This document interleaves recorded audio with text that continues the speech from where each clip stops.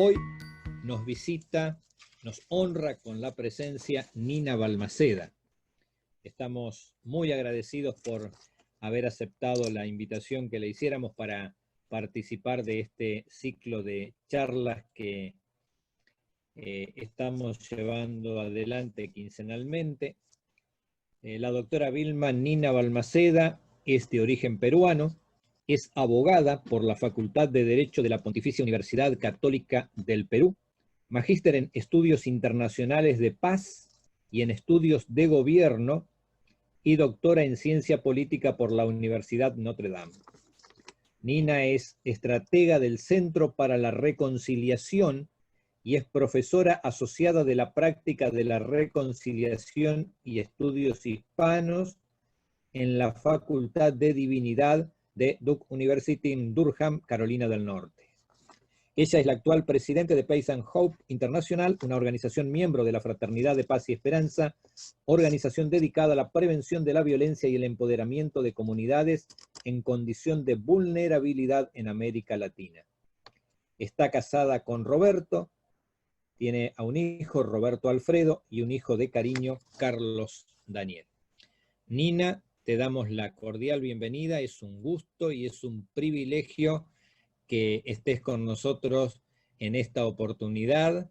Gracias por haber aceptado el desafío y bueno, tenemos todo el tiempo para escucharte y también les reiteramos a aquellos que ya conocen la dinámica, a los que están por primera vez les informamos, va a haber un chat que estará disponible para que vayan anotando sus preguntas a partir de los 30 minutos aproximadamente de la charla. Se va a contestar las preguntas que puedan ir surgiendo respecto al tema que se va a estar explicando. Pedimos que sean específicos en cuanto al tema, porque obviamente queremos concentrarnos básicamente en lo que nos ha reunido en esta noche, que es la propuesta de nuestra invitada.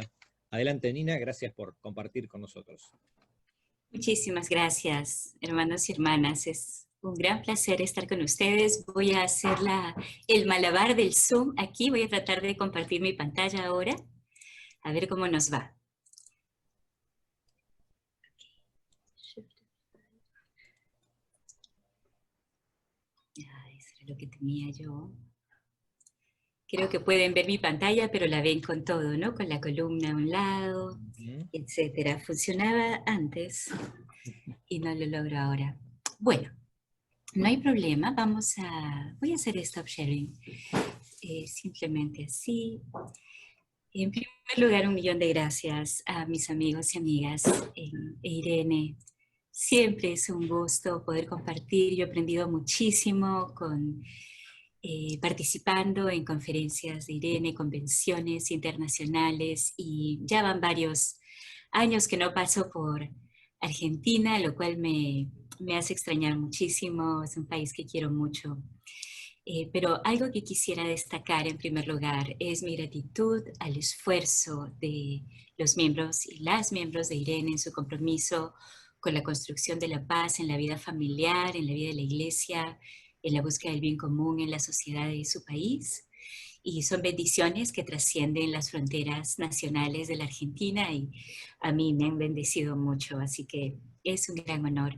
Yo me dirijo a ustedes, a cada uno de ustedes, cada quien en su respectivo país. Entiendo que hay varios hermanos y hermanas de otras naciones latinoamericanas, como alguien que está en el camino, como alguien que está muchas veces apesadumbrada, cargada, cansada, pero también confiada en que nuestro Señor nos ha llamado a ser ministros de reconciliación, ministras, embajadoras de reconciliación, y que el Señor también nos llama a hacer justicia. Entonces, esta presentación intenta precisamente hacerles una propuesta de cómo estos temas, la justicia, la reconciliación, el perdón, la restauración, se entrelazan en el Evangelio.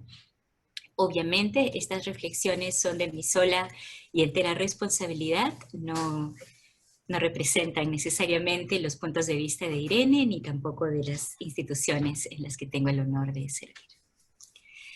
En cuanto al contenido, rápidamente quisiera darles una introducción general y también pasar a conversar un poco sobre la relación entre la paz y la justicia bíblica, para luego, ese va a ser mi primer punto central, para luego pasar al segundo gran punto de esta charla, que es cómo considero que en la revelación bíblica y en mi observación de el testimonio cristiano, la justicia bíblica transforma o tiene el potencial de transformar las relaciones humanas mediante funciones clave que la justicia cumple en la sociedad humana.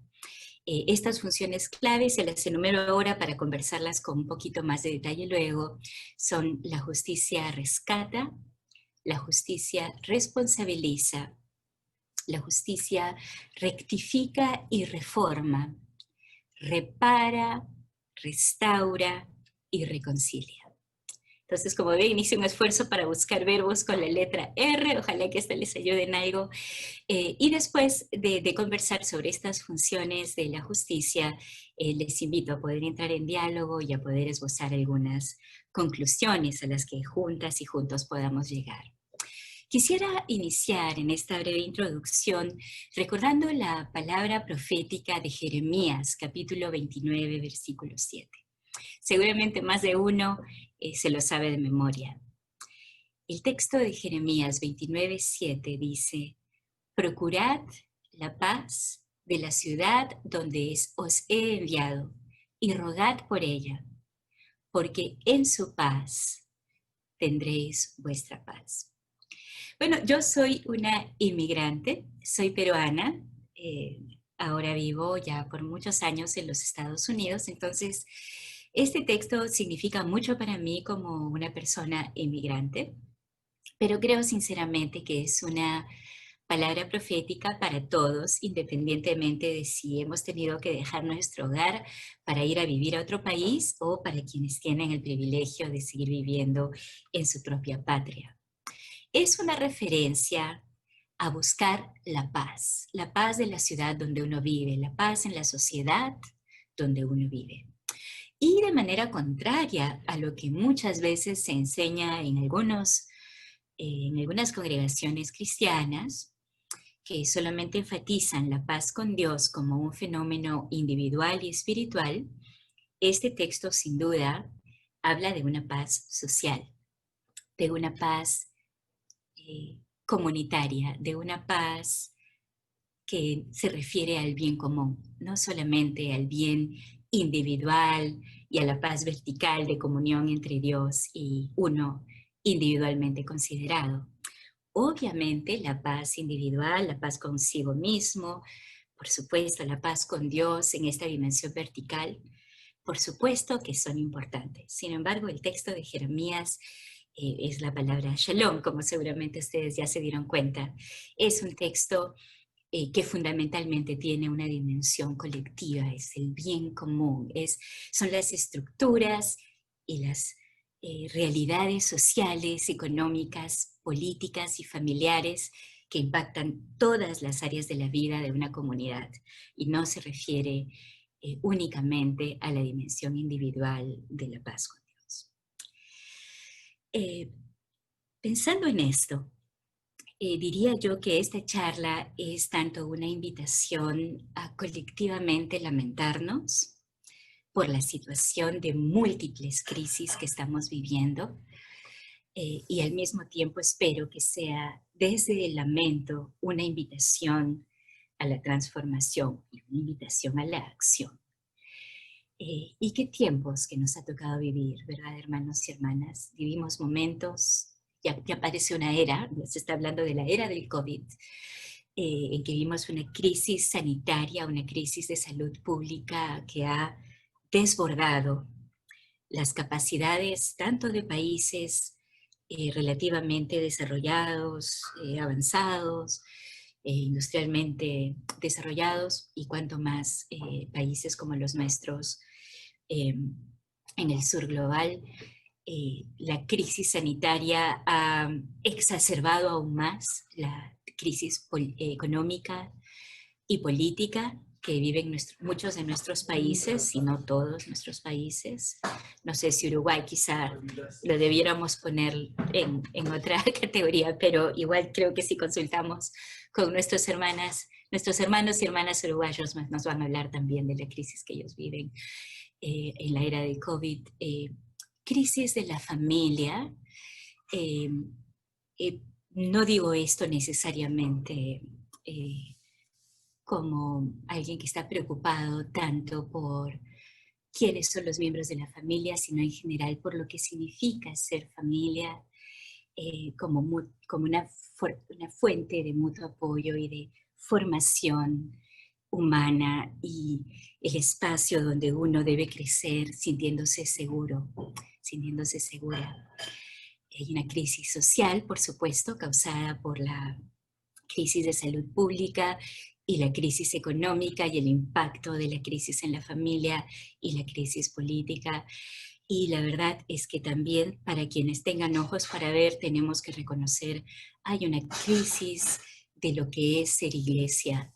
Por un lado tenemos, al menos en el país donde yo vivo, aquí en los Estados Unidos, una iglesia muchas veces más concentrada en sus propios intereses y en obtener poder y en dictar las conciencias de las personas, en vez de la iglesia que se identifica con los más pobres y con los que sufren, y que está como el Señor Jesucristo vivió su vida en Palestina, siempre del lado de aquellos más desprotegidos. Entonces yo personalmente creo que el cristianismo en este momento vive una crisis, no necesariamente porque haya menos gente yendo a la iglesia o porque no nos podamos reunir dentro del templo, dentro del edificio que nos gusta llamar iglesia. La iglesia no es el edificio, la iglesia es la presencia del pueblo de Dios, del cuerpo del Señor Jesucristo, actuando en la sociedad. Y sinceramente creo que tenemos mucho que lamentarnos en ese sentido también. Lo digo eso con profunda humildad, como alguien también que reconoce sus propios errores y limitaciones, y que quiero desde el lamento poder también ser usada por el Señor junto a todos ustedes para una transformación del pueblo de Dios. Aún para lamentarnos más, en mi vida y quizás en la vida de muchos de ustedes, esta no es la primera vez que múltiples crisis afectan a nuestros países, ¿no? Para los que son argentinos, para mí como peruana, para nuestros hermanos y hermanas colombianos, nuestros hermanos bolivianos, una vez más teniendo que postergar sus elecciones democráticas, para el Brasil, para Guatemala, El Salvador, en fin. Si empezamos a hablar de cada uno de los golpes que como naciones hemos vivido, con los momentos de terrible violencia política en los años 70, 80 en mi país hasta el 2000 y pocos años después, obviamente realmente no es la primera vez que es un tiempo de lamentarnos. Pero no nos lamentemos como los que no tenemos esperanza. Más bien abramos los ojos a los signos de esperanza, a los signos de nueva creación que en medio de esta graves múltiples crisis que aquejan nuestros países están presentes. Pero no, y esto lo digo con sumo respeto, pero no de manera de un pensamiento mágico religioso, ni de un pensamiento automático, sino de aquellos que podemos por fe encontrar esperanza, que es algo muy diferente al pensamiento mágico religioso. Entonces, les invito conmigo a poder empezar a ver las conexiones que existen entre estas señales de esperanza que queremos encontrar, que necesitamos encontrar por fe, y su vinculación a la búsqueda del bien común, a la búsqueda de la justicia bíblica como fundamento, para empezar como un pilar del reino de Dios junto a la misericordia y la humildad, pero también como fundamento de la paz social.